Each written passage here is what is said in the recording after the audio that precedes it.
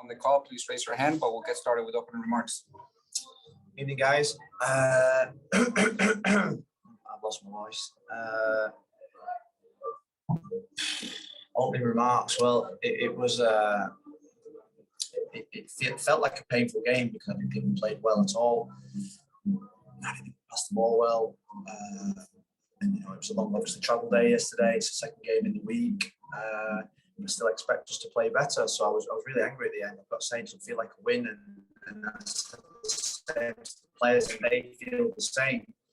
But ultimately, the pride in which they just keep going to the end, they keep fighting, they keep battling, they find a way to win. I think there's not many teams in the whole of the MLS that scored as many goals or as many goals late as what we have. So we're keeping our feet firmly on the ground. I know we can play better. I think now is the time that we need to raise the standards even more. And what I said to them at the end is that because I personally have such high standards and such high expectations of this team, is that yes, we take the 3 points. Yes, we're really delighted with the 2 wins in the last 2 games, but I want us to play better. I want us to control the games better. I want us to be less careless in possession. And that's the challenge that I'll set the team for Friday against New York Red Bulls, which is going to be another massively important game. And we made some changes tonight, and the players that came in, Jay Chapman played really well. And you know, I said to him before the game, I'm playing the same team. The only thing that's changed is the names on the back of the shirt, because I want the same performance levels and the same expectation for me is for us to play at a certain level. And that's the demands that I want to put on these players, is that sometimes you win games of football, and we were probably lucky tonight to win a game of football. We won a game of football because of the courage of probably a player that just keeps growing and getting better and better, and that's Christian McCoon. And the way he went forward to win the penalty, and then the courage to stand up and take the penalty, I thought was sensational. That boy's going right to the very top with that kind of attitude, confidence, bravery, and the way he took his penalty was first class. So I'm proud, but I expect better. We're going to get started with questions now. Second. All right, we'll get started with Lauren, then we'll go to Michelle. Go ahead, Lauren. Thanks, Rafa. Congratulations, Phil. Kind of just touched on it. Another match, fighting until the very end, not giving up. We have referred to it as Miami time. How has the team's mentality shifted to being relentless, like you said, and never giving up? It's incredible, really. The turnaround.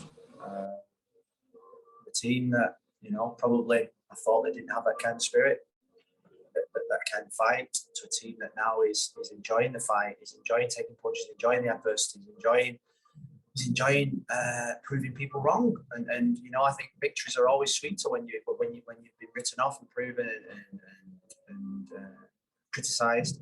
Victories are always a lot sweeter. And I still think there's a long way to go. I still think there's many points to play for, and I still think as a team and as a football club and me as a manager can still get better.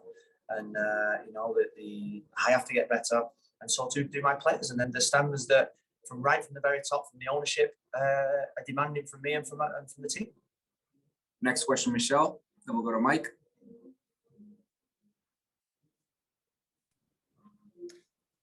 Hey, Phil, congratulations. That was definitely a wild one. I'm having to rewrite my story. It's due in literally 3 minutes. I had it all written, so you messed it up for me, but congratulations. Can you just talk about the decision to leave Gonzalo at home? What is that about? And, you know, his finishing and his touch definitely seemed like it was missing today. What went into that decision? And thank you. Well, I think when you're managing the players and the squad for the week, I knew that this was going to be a real tough week. You know, Blaze didn't play tonight. You know, we're managing his minutes in terms of the travel, making sure that we have real freshness on Friday. I think is massively important. But also the ability to play and utilize the full extent of our squad. We lost Victor Yajoa yesterday to a slight strain, which was disappointing. Our bench had 5 outfield players plus John McCarthy, so we're down to the real bare bones. But ultimately, I'm a coach that likes to rotate. I'm a coach that likes to give opportunities to those that have been fighting so hard. I mean, Jay Chapman has been one of our best trading players for the last month, and every time I see his face when the team's announced or when he doesn't get on, it's a face of someone that needs an opportunity, and he deserved his opportunity tonight. But ultimately, we looked at this week and thought, which players can go the 3 games, and which players do we need in certain games? And Gonzalo had a bit of a back strain. We brought him off in the game on Saturday. He didn't train Sunday, did a light session on Monday. And I just thought with the 3-4 hour travel there and back, which is 8 hours, the coach journeys, and the fact that we have such a big game on Friday was too much of a risk. And we've got to see how he is on Thursday to see if he's fit for Friday. Next question, Mike, then Franco. Thanks, Rafa. Congratulations, Phil. I don't know if you had a chance to check the standings yet, but you're in 5th place right now. Going back to July 21st when you lost 5-0 in New England, a lot of people counted you out. The resilience of this team, the Marsman save, the penalty kick opportunity. What does it tell you about this team moving forward? I think it tells you everything that you need to know about where they want to be. I've not looked at a league table. Last time I looked at a league table, we were bottom of the league, and I've got to say that was probably one of the lowest moments I've had as a coach, as a manager, as a professional that's been involved in football, because that's not where I wanted to be. That's not where the organisation wanted us to be. So that was the biggest motivation for me. The minute I saw that league table was a pivotal moment, and I'll not look at the league table until the end of the season. I think what we have all agreed as a team is that we're concentrating on us and us only and the next game. What we said today is that we were going to go for a win against Toronto, and whatever happens against New York Red Bulls will take care of itself on Wednesday and Thursday when we start preparing for that game. It's game by game mentality. And if we start getting ahead of ourselves, if we start thinking about the glory at the end of the road, we will fail, because there are other teams in and around us. Columbus have won tonight. Atlanta are playing great football that will be challenging us all the way, and we cannot afford any slips. We've got 6 away games now, is it? I think 6 away and 4 at home, maybe. I might be wrong, but ultimately we've got to keep winning on the road. Winning at home won't be enough to get us to where we want to finish. So we just got to be relentless in our mindset, relentless in our play, and relentless in our attitudes to keep going right to the very end. And we did that. Franco, then Jose. Thank you, Rafa. Hey, Phil, congratulations on the victory. Congratulations on getting above the playoff line. I know there's still games to go, but like you said before, the turnaround has been pretty remarkable. You've proven a lot. Please, Franco. 4 clean sheets. You've proven a lot of us on the outside wrong from where the team was in July. Obviously, the result is what matters on the night, but the performance did leave something to be desired. You guys didn't really translate that man advantage onto the field. Why was that? What were you guys not able to do well enough to translate that into not making it as dramatic as we saw it there at the end again? Thank you, Phil. Well, I thought that they played really well. They covered the spaces really well for us, and we just got sloppy. We just got sloppy in our play. But the one thing I've learned is that away games are brutal in this football league. The travel yesterday, you think about the 3 or 4 hours to Toronto. The different changing climate.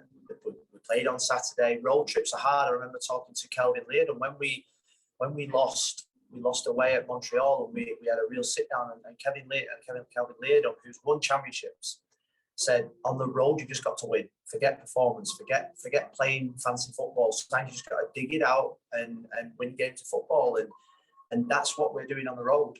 And we're playing against teams that are below us who are really sitting back off us. So that's making it difficult for us, but we're finding a way of winning.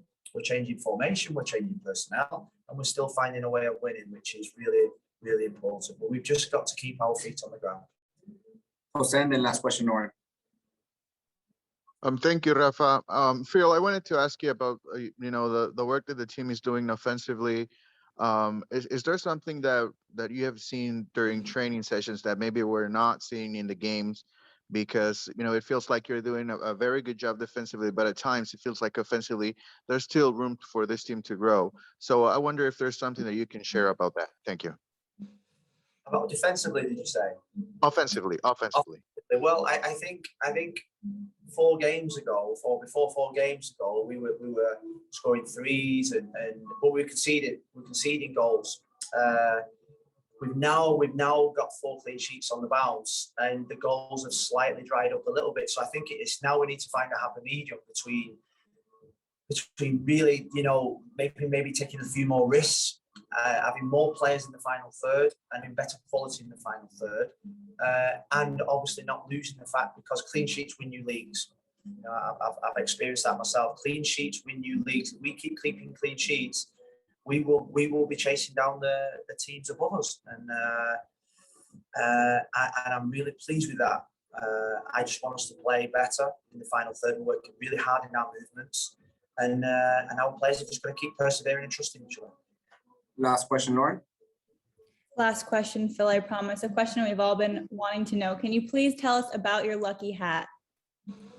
Well, I wore the hat in Orlando because I've always wanted to be a coach that wears a hat, but never really probably had the courage to. So I was challenged to wear it because, but my wife didn't like me wearing it, and she's the boss. I've got to say that, and so now I just wear it to the games and wear it after the game, and just follow her lead. She says I don't look good on the touchline with a cap on. I don't look like management material.